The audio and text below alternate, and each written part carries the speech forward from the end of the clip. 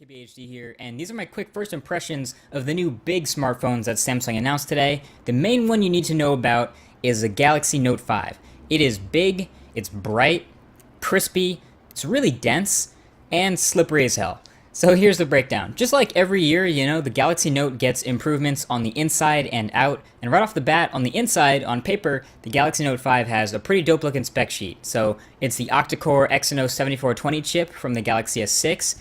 It's a bump up to 4 gigabytes of RAM. It's a 5.7-inch Quad HD Super AMOLED display that looks pretty outstanding. It's a 16 megapixel camera with optical image stabilization and the f1.9 aperture.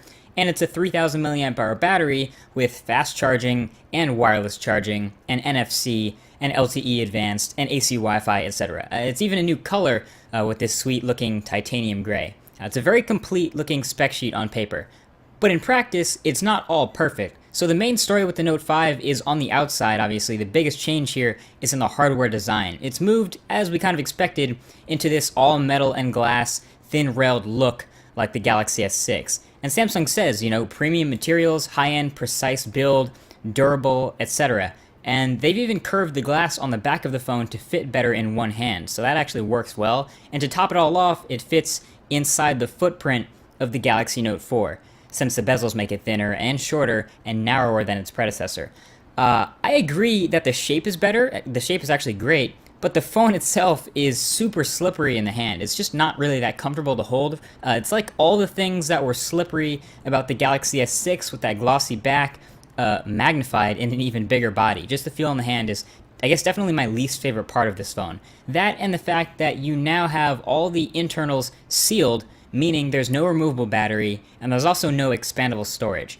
Those two things will be a pretty big deal for some people. I don't mind them as much, but I actually do care a lot about the way it feels in the hand. There's also some pretty neat new features, though, that really make it a Note.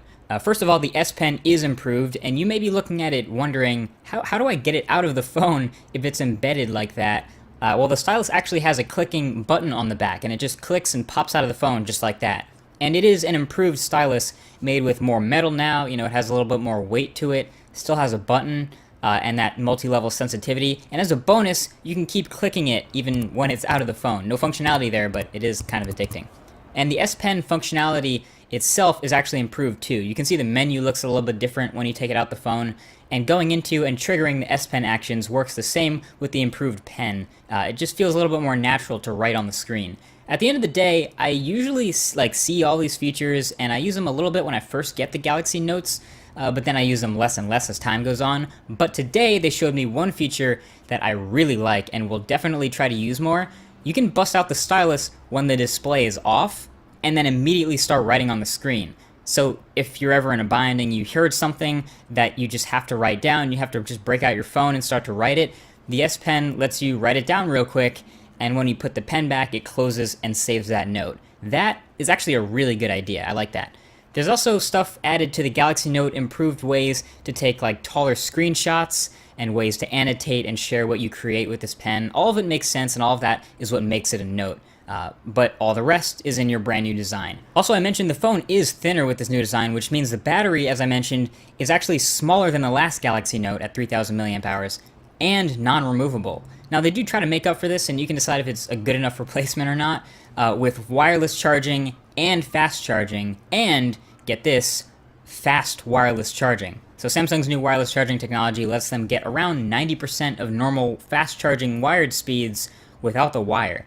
I personally would rather still have a larger battery and a thicker phone. That's just me, but, we'll have to see how good this battery lasts with the Quad HD display in the full review. And that's the real sentiment here. I didn't get to play with these phones for too much time, but I'm looking forward to getting my hands on them permanently for a full review experience, preferably in this darker titanium color, to test things like the battery life, to test the performance, to test things like the built-in YouTube live streaming directly from the camera app at up to 1080p. I mean, this seems like it's supposed to be a periscope killer, but I won't really know it until I try it. Certainly seems really convenient for people to live stream from their phones, especially since this is one of the best cameras in any smartphone. Not sure if I'm looking forward to testing this, though. What year is it again? But you know what, I'll give it that shot and actually try to use it before I dismiss it entirely. Overall, the Note 5 gets my hesitant but optimistic wait and see. Also, there was another phone announced today, the Galaxy S6 Edge Plus. This one's easy. It's the Galaxy S6 Edge, but plus. It's bigger. Or you could also call it the Galaxy Note 5 with curved edges. Both descriptions would be correct. It has the updated specs, and it's the bigger 5.7-inch display from the Galaxy Note that is also curved on each side. I've used the Galaxy S6 Edge smaller version as a daily driver for a while, so I'll be interested to see the new features. One of the new features of the S6 Edge Plus is the ability to put not just your few favorite contacts in the Edge on your home screen, but to put any of your favorite apps in there as well, and also to have this available on any screen. So it's sort of like a mini launcher of any apps you want. No restrictions. This will certainly be nice to have. So there you have it. Thanks for watching, and feel free to share this with others curious about Samsung's big new flagships. I'm definitely interested, like I said, in using these full time, and this has just been my quick impressions and hands-on. Again, thanks for watching, and I'll talk to you guys in the next one.